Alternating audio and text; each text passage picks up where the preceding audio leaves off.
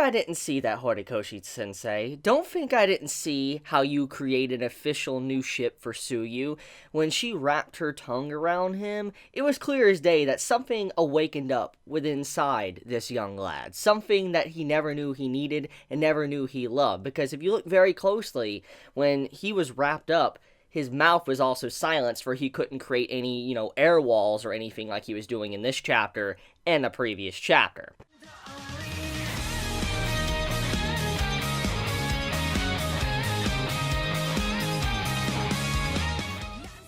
With this chapter, I gotta hand it to Horikoshi for the excellent way to kind of just end the entire discussion on Shinso letting us know who the traitor is. It's honestly astounding with how impressive Horikoshi is with just shutting down these certain theories, or shutting down, maybe the potential possibility of finding out who the traitor is very soon. He's always been very good with this. He's always managed to shut this down very quickly, or make it to where you kind of trust this individual, like how he did with Kaminari in this chapter, to how he's done it with, Kirishima, to, Mina, to, Toru. She's the only character we really don't know a whole lot about, so that's still a very big mystery. But, when you think about what Horikoshi has done since the very beginning of this series, he's always tried to shoot down certain theories on how it could be very easy to discover the traitor. In this case, with finding out the limitations of Shinso's quirk, it pretty much just shoots down the fact that he is going to be able to find out who the traitor is amongst Class A or even Class B.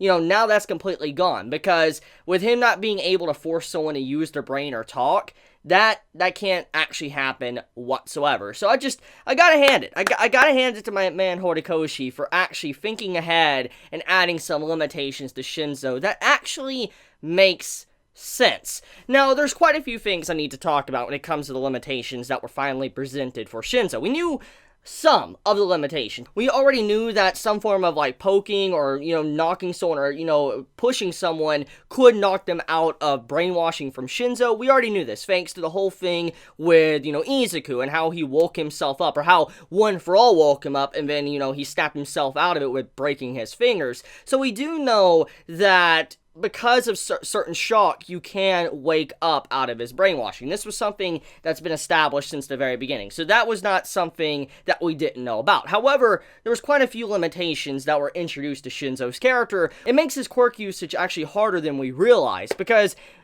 everything we saw in the previous chapters, and when we were theorizing about his quirk, myself included, we thought he had full reign of brainwashing. We thought he could go in there and force someone to speak, say anything they want, and, he would get any information he could out of someone. That's what we all assumed. We thought he had legit 100% brainwashing to where there was nothing wrong with it. It was a perfect case of brainwashing if he could actually brainwash you. So that's what we all assumed. But thanks to this chapter, that is not the case. And this is one of the big reasons why I'm actually happy with Horikoshi as a writer, because normally in shonen, usually the writers always have to one-up themselves. They always need to make things get crazier, and crazier. That's usually how it is. And I'm very glad Horikoshi isn't that type of writer to where he keeps up in the scale of the powers and making them higher and higher and higher. And in some cases, he slightly has done that. I'm not going to deny that, because, when you think about the first villains to now Overhaul that we had recently, the villains obviously getting a little bit more ridiculous as the series goes on. But in terms of limitations and power and all that, they've always been there. And this is one of the big reasons why I respect My Hero Academia so much, and Horikoshi as a writer, because he puts limitations on these characters to where they're just not outright broken, which was one of my big, defending factors of Eri as a character, because that's something we still don't really know much about. Remember, this is what I was talking about when that arc was going on with Eri, that everybody was saying she was a plot device, and yes, in some cases she is, and she's incredibly broken from what we could assume her quirk can do at this time being, but we really don't know the ins and outs of her quirk. We don't know how Eri really is, and so Horikoshi's really yet to establish the limitations to her quirk. So this is kind of what happened to Shinso. We didn't really know his limitations and all that, and we finally got them, and now looking at his quirk, it really isn't as OP as we thought. Even if these limitations weren't established, he already had some major weaknesses, so he wasn't really that crazy. But now seeing this, he's really balanced as a character. Like, he's extremely balanced. I think he could properly fit in with all of our, group of characters, because he doesn't have something that truly just will, excel over every single person. He will just have his own little niche that will work out in a given situation, like all other heroes that work in hero society. But okay, so that's my main point. Like, I was just going back to the Eri discussion, because many to this day don't like Eri as a character, just for the sheer fact that she's so broken, and her quirk could potentially fix all problems or bring people back. For all we know, we don't really know. We don't really know the exact limitations, which I understand people are fearing that, but with Horikoshi constantly limiting his characters, giving them weaknesses and flaws and all of this, I think we have really nothing to worry about. I think when the time comes when Eri needs to step in the spotlight and be very relevant, there's going to be some crucial weaknesses for her character. I mean, given when you think about her quirk as well, she can't really test out her quirk that much because of how dangerous it is, so she might not even ever find out the limitations of her quirk just because of how dangerous it really can be. But okay, let's get off that, because that's not really relevant to this chapter. I'm sorry, I got a little bit off topic. So let's talk about Shinso, his limitations, and this point going forward, what he could potentially do. So he states at the beginning of this chapter that he doesn't think he can brainwash multiple people at once, which this was the most jarring revelation to his limitations. I was completely surprised. And the reason why is because we actually have seen him control multiple people at once in the past. Yes, we have. Now, at first glance, when I was looking at this, I'm like, is this a plot hole? That's what I actually was thinking when I saw him say that, because back in the sports festival, we saw him have a couple people being controlled, and he had them just carrying him in the sports festival. That we saw that. You can go back and check for yourself. So this, what he said, kind of goes against that. But then I was thinking, wait a minute, he means controlling people all at once. Like, for instance, let's say he was amongst a crowd, okay? Like, he was at a podium, and you had, let's say, 100,000 people before him. He couldn't just speak to all of them and brainwash them. He couldn't, get them all to follow his lead and command them. He has to think of an individual and want to brainwash individually, one by one. So, effectively, he could get 100,000 people brainwashed, but it would take a lot of time, because he would have to go to individual to individual to individual to brainwash them, which would make sense if you think about how he probably got individuals to be brainwashed to work with him in the sports festival. When he was probably recruiting team members, he probably went to individuals to try to recruit a team, talk to them, they either said no, why, yes, and he got them under his control, and there you go. So, he can brainwash probably multiple people, but they can't be at the same time. It has to have, like one by one. Now, he does say he's never really tried it. He says he hasn't really tried to do 2 or 3. He thinks his brain will be divided in one translation. In another translation, he says that he will lose consciousness. We don't really know which is the accurate translation until Viz's translation comes out, but at the very least, we do know that he's never really tried it. So I do believe if Shinso strengthens his quirk, I believe he probably will be able to brainwash multiple people at once. It'll probably take a lot of brain power, a lot of skill, but I don't think that's probably his major limitation. I think, in all honesty, he probably will be able to overcome that, and he will be able to brainwash multiple people like it's nothing once he gets a good, handle on his quirk. But getting into the next big limitation, his voice through a mic. So apparently, if he uses some form of speaker or mic, he cannot brainwash someone. So, for instance, if he has like a voice amplifier, like he has a big mic like President Mike and all that, and he tries to, just speak through it, it will not work. He cannot brainwash people like that, because apparently his voice carries out some form of electrical signals to an individual, and then if they respond, that's when he gains control. It's not exactly explained, but that's the little thing that was on the side, the little note, some form of electrical signal. So, if he sends electrical signals through his voice and all that, it kind of makes sense why the mic would probably mess that up and he wouldn't be able to do it properly. However, if he can somehow reflect his voice and change it with the device on him that, could change his voice without going through a mic or anything, then he can actually have it work. So that makes sense. So I really like how the technology of My Hero Academia, in some ways, is a little bit more advanced, I believe, than our current technology. I could be wrong there, but I don't think we have that type of tech, that, level of tech in terms of voice changing in this day and age. But if I'm wrong, correct me in the comments below. But anyways, so he cannot brainwash people through mic, which shuts down one of the theories I had about his character design, that he would speak through a speaker, and he would be able to amplify his voice where people would hear him, and then he would be able to, brainwash them. But we also do know that he has to willingly want to brainwash that person, so he has to be aware of the person, and wants to brainwash that person. So even if he speaks loud and someone responds to him that's very far off and he's not thinking about them, technically they're not going to be brainwashed, even if the mic worked. So yeah, there's a lot of things to this that really makes you think like, holy crap, he does have some extreme weaknesses that really make him balanced as a character. I'm very impressed, because normally when it comes to mind-messing abilities, like when someone messes with your mind or whatever, like mind abilities, when that is introduced into a story, not just manga, but any type of, media, usually it's really hard to balance that and make it not completely OP to where it just breaks everything. It's incredibly hard to do,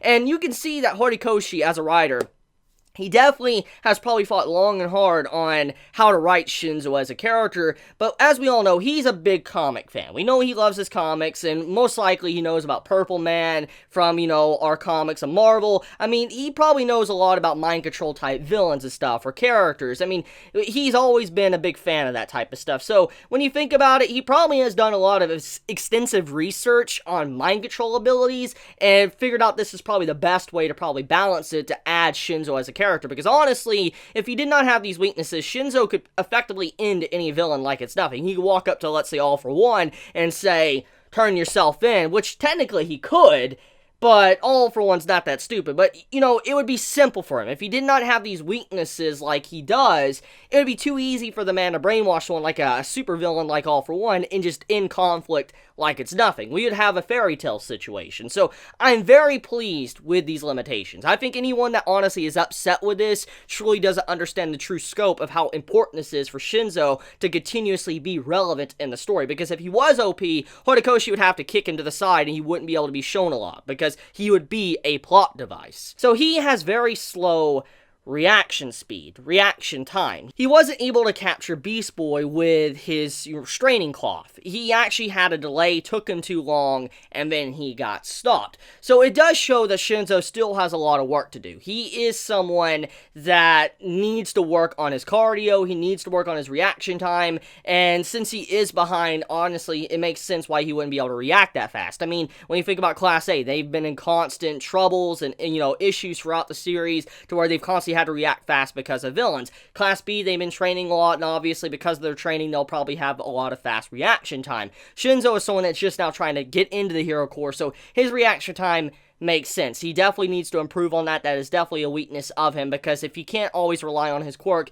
he needs that to very least be physically strong to react fast enough to dodge any attack coming his way, because he doesn't have like a protecting type quirk. He doesn't have a quirk that can protect all damage. He doesn't have a quirk that can make him move super fast. He doesn't have a quirk that can, just knock back explosive firepower like Bakugo. He doesn't have stuff like that. So he needs to be fast on his feet. He needs to have quick reaction time to be able to overcome any obstacle before him. But once again, like I said, he's a very niche fighter, and he's definitely going to have a lot of issues going forward as a hero, because it's not going to be easy, especially with his limitations. Now, another limitation that was very interesting, that was kind of mentioned in this chapter, is that he is overly relying on his gear, his equipment. And this, I think, was set up long time ago. Like, this was set up a long time ago with All Might. Remember when the Gentle arc began, like the epilogue of Overhaul, and All Might was talking to Izuku about like his equipment, like you shouldn't overly rely on gear and equipment and stuff to be able to do your hero duties. He's like, I've seen a lot of heroes throughout duty, like active duty, that have failed or not been able to do a lot or get far because they've overly relied on their equipment, which in turn caused it to when, their equipment stopped working, they couldn't do their job. And if Shinso gets too well adjusted to his voice changer, it's honestly going to be a big issue for him, because you shouldn't overly rely on something like that. You should at the very least be able to outwit them even without using the voice changer. So that's very interesting. I do like how in this chapter it kind of implies that he is overly relying on that to get the job done, and if he continues to rely on that, it's probably going to lead to some issues in the future. He's definitely going to have to overcome something like that. Now, I know I talked a lot about his limitations, but I also want to talk about something that was very interesting that could be to his advantage as well. Now, you remember how I mentioned already in this video that apparently his voice sends, like, electrical signals to the brain? That's what was stated. I want to point something out, if you did not notice. See, if that is really the case, if that really is the science behind Shinso's quirk, and he's sending electrical signals out to brainwash someone, I wonder if Kaminari could somehow help him with that. Think about this, okay? Isn't it interesting that Kaminari and Shinso are on the same team? They're not eliminated yet.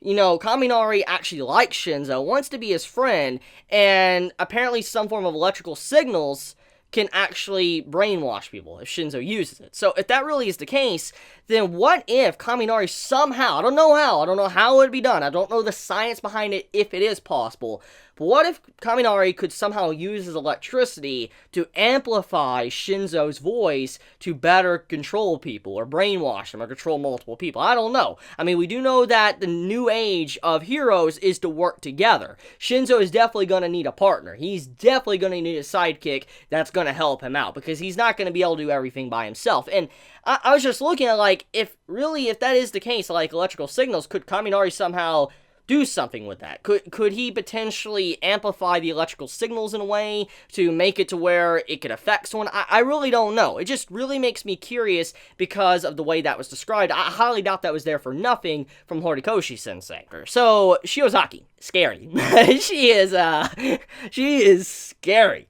She straight up said lashings, and she's like, oh, you poor dear child, or you lost lamb, or whatever. I'm like, this girl she's scary. I mean, she's always had this, like, religious theme going on. She's always looked like the Virgin Mary or something. She really looks like it going on in this chapter. But, I mean, just looking at her design, to what she said in this chapter, she's scary. And, I mean, not in the, kind of like the good way. She's just really freaking scary. Like, you don't just say lashings. You don't just say lost lamb. Just like the way she talked and how she acted in this chapter was very creepy. She's definitely going to probably scare a lot of villains in the future. I can already see, like, you know, you will need redemption or whatever. I could see her saying something like that to a villain she captures when she does officially become a hero.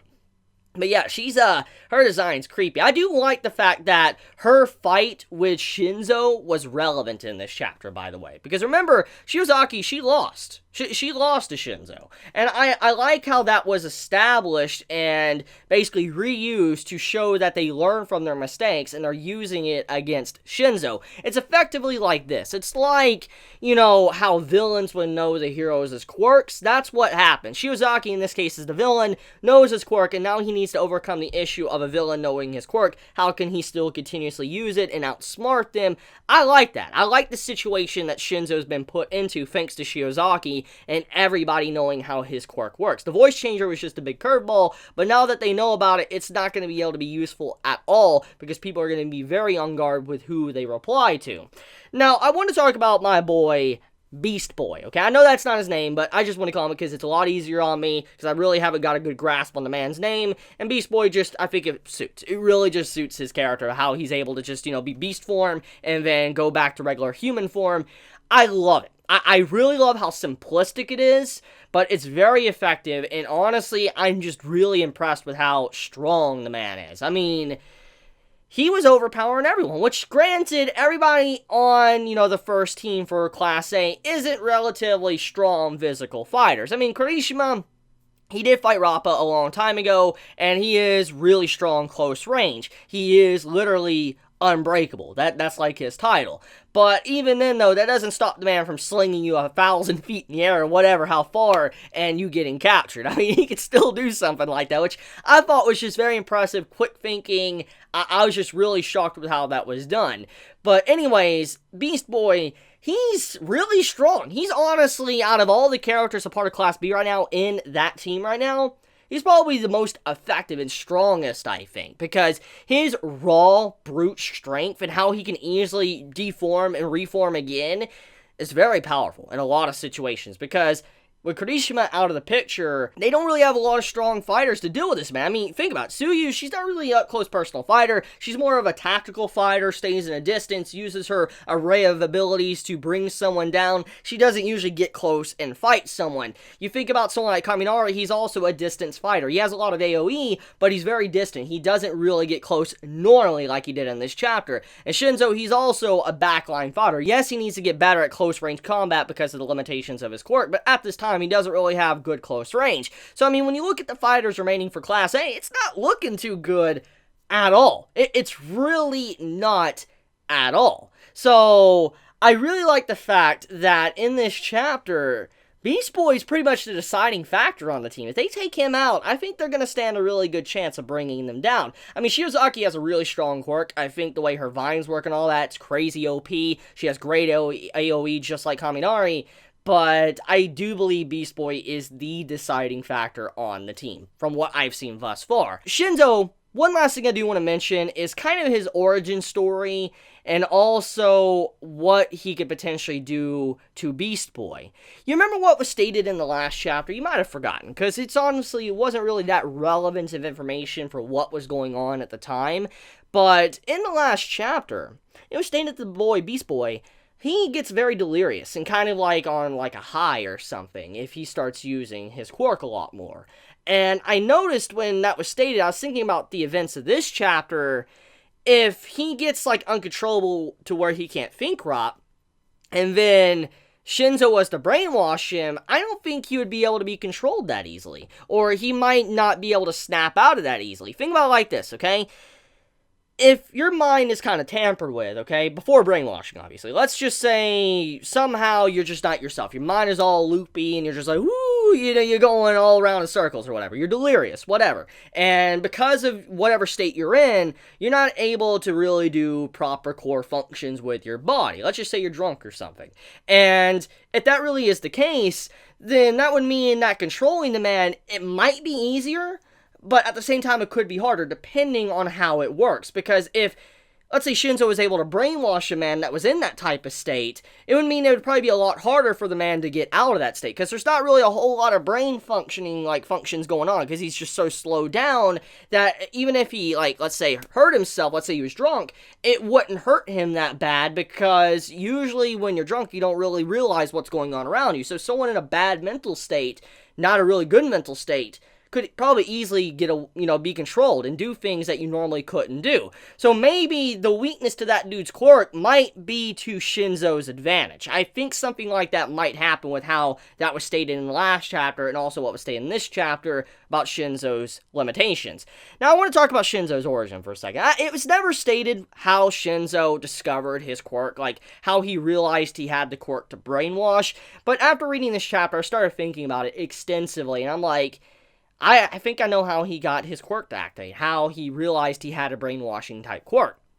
When he was a kid probably, when his quirk finally came about, it finally started activating, I believe he probably got into an argument either with a child, or he got in an argument with his parents, he wanted something, and then he probably wanted them to do something for him, and then he realized he had brainwashing. I don't know if Horikoshi will ever dive into that and reveal that origin story, but something tells me that's kind of how Shinso probably got his quirk to activate for the first time. He probably, was in an argument when he was a kid before he even knew he had that quirk. He wanted them to listen to him. They didn't, but then his quirk activated, they listened to him, and then he discovered what he had. It's a very scary quirk to think about it. I mean, once again, that could have easily went wrong. If he was a kid that really hungered for power and people to listen to him, he could have easily became a villain in that moment. I never really thought about it until reading this chapter. That's probably how he discovered his quirk. Okay, so let's get into Tsuyu. So, at the end of the chapter, we get to really see a good performance from Tsuyu and how she's a really good team leader. I am very impressed. She has always been the calm type to think, but her in this chapter really showed a level of skill that we really haven't seen from Tsuyu a lot. She really led the team. She was coming up with plans. She was taking charge. it's really cool to see her in that type of job, that setting, especially with how she made some form of, action to outsmart Beast Boy's sense of smell. That's something I want to mention. So, at the end of the chapter, there's 3 Suyus, and many might be lost, like, how is there 3 Suyus? Is she somehow controlling, like, her slime or something that she had? That's not the case. It's very apparent when you really take a good glance at the final pages of the chapter. Right when Kaminari pops up and saying that Suyu's very smart, you can see, if you look very closely on his body, he has some form of, like, sludge or wetness all over his body. It's very subtle, but you can notice if you look very closely, especially on his clothing. And then in the next page, you see how there's 3 Suyus. And the right one, obviously, is regular Suyu. The middle is obviously Kaminari, and the left one is Shinso. The reason how you know that is because one thing is the shading of the original Suyu is different, but the middle one, Kaminari, has bruises or beat up bruises all over his body, which is very similar to Kaminari in this chapter, and Shinso is relatively normal looking at the moment. So when you look at those 3, it's obvious what's going on there. What's happening is that was just this sense of smell. What Beast Boy was smelling was Suyu. He smelt 3 of her because Suyu masked her scent with the slime. That's the reason why he actually detected 3 Suyus. So their scent was hidden, so they don't really know who is who, and they can navigate much easier around his smell and get the jump on him. That's really cool. I do like how that was done, and once again, I'm very impressed with Suyu as a character. Now, one last little tidbit, I guess I should say, is I like this little scene with Vlad and Mina and all that. It's very adorable. Probably the funniest moment I've seen in a long time in My Hero Academia. It got a good laugh out of me. I was very surprised with how it was done. I see a lot of memes being created from this one panel alone, but it's just great. Had a lot of fun just looking at that, seeing Vlad act like he did. I think I know where Monoma probably got his hatred towards Class A. I think it might be from Vlad. But okay, I'm going to end this video here. Let me know your thoughts in the comments below. If you enjoy my content, please subscribe. If you like this video, please leave a like. And I love you guys. Please be safe. If you want to get notified for whenever, I upload a video, please click the bell icon down below. And with that, Chibi out.